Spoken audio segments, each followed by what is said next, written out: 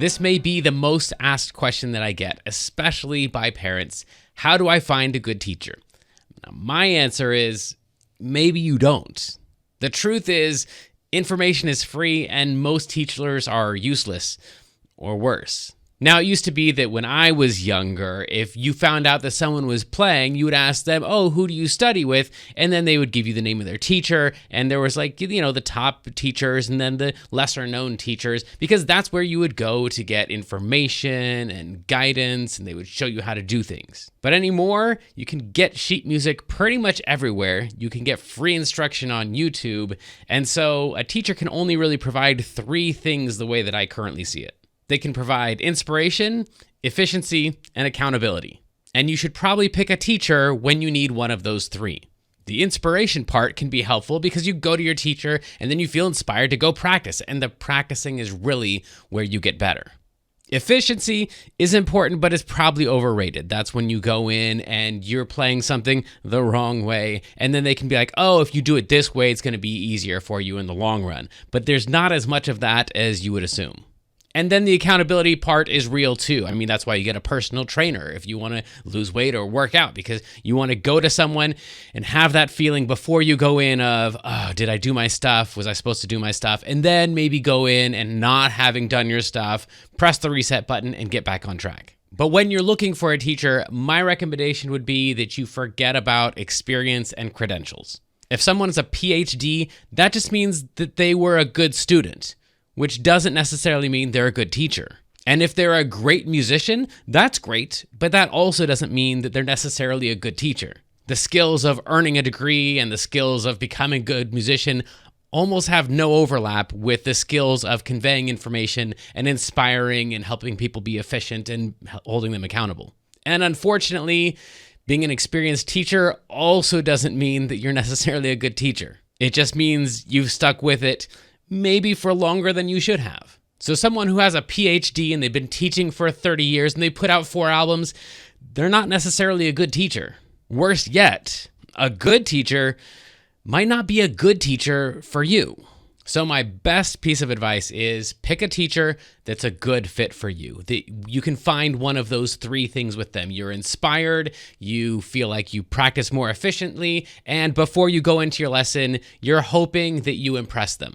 And as soon as you don't feel those things, it's probably time to find a different teacher, whether you've been there for 1 lesson or 5 lessons or 5 years of lessons. Because the teacher that was a good fit for you 3 lessons ago may not even be the same teacher that's a good fit for you right now. So how do you know if a teacher's a good fit for you?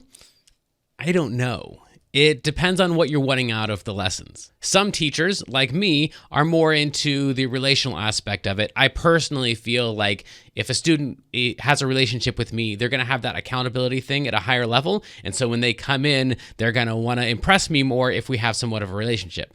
Also, I just happen to really care about my students and I find people fascinating. So usually the first few minutes of my lessons are me finding out about that person's week and what did you do and what's new and what are you excited about and what are you sad about. And then we'll get into talking about music. For some people, this is really annoying because they've got this money clock that's clicking in their head that every minute they know that they've spent X number of dollars for that minute. And so if we're not talking about music yet, then they're kind of annoyed by it. So maybe you want someone who's less relational and just gets down to business. Maybe you want someone who's going to go the full length of the lesson. Personally, I usually don't. I usually try to end the lesson on a good note. So that usually means as soon as we're getting close to the end of the lesson and they have a big success, I cut off the lesson. I'm like, great job. That's it. That's what you need to practice. Now come back next week. So we might stop 1 or 2 or 3 or 5 minutes early if that's what it takes to end on a good note. But some students might feel really ripped off by my ending early. So the question may not be as much, how do I find a good teacher, as much as it is, what do I want out of a teacher? And if the answer is someone who'll make me better, you probably don't want a teacher. You just want to practice, because that's where you're actually going to get better. And this is what I recommend actually for a lot of my students. When they come in, they're going to be practicing on their own. They don't care about having someone they're accountable to, and they're not impressed by anybody. They just want to get better at their instrument. And so then they come in, I show them, hey, here's the kind of stuff that you should practice, and then call me when you think you need a lesson again. And they may not call me for another week or a month or a year. And this might be the key to a good teacher, if there is such a thing across the board, and that is a teacher that's adaptable, a teacher that will change their teaching style and the content of their teaching based on what it is their student wants. And that's why it's actually important that you communicate with your teacher to whatever degree you're comfortable. I'll admit it's a super awkward conversation to tell your teacher, hey, I know you know more about this topic than I do, but I don't think that you're doing a good job of conveying it to me.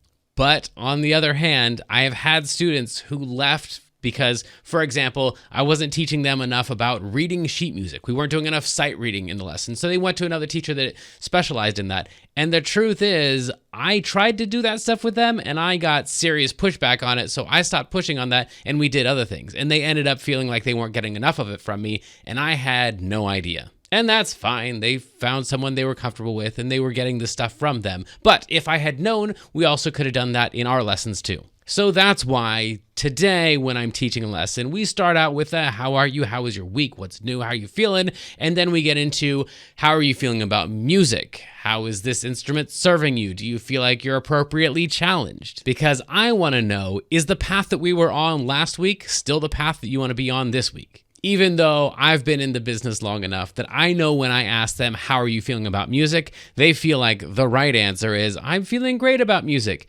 When the truth is, they may have been feeling for a while now like they're not really enjoying it as much as they thought they were going to.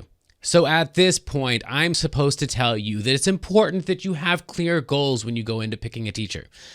I also think that's kind of stupid because it's hard to have clear goals about learning something that you haven't learned yet. So maybe just be open to changing your goals as you go, which may mean changing your teachers as you go. Or at least communicating with your teacher about what you've now realized you want out of music. So my most practical piece of advice might be ask for a free trial lesson.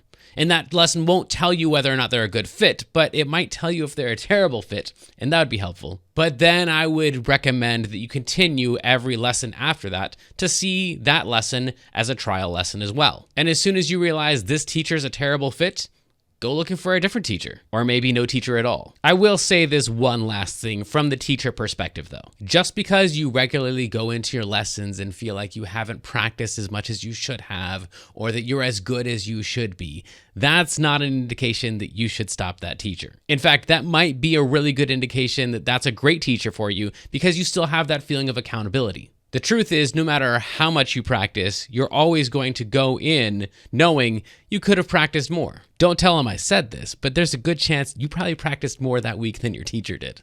And some weeks are just busier than others. So some weeks students come in and they sit down and they haven't touched the instrument since last time we met. And so our lesson is a big reset button and we spend the time practicing and then remembering how much they love this instrument and they go back home now ready to practice. If they didn't have a lesson scheduled that they paid for, they wouldn't have pressed the reset button and they would have gone on with that indefinitely. So feel it out, see who's a good fit for you, and be confident that if you're practicing, you're getting better, whether you have a teacher or not. You're doing fine as long as you're exploring, messing up, and having fun.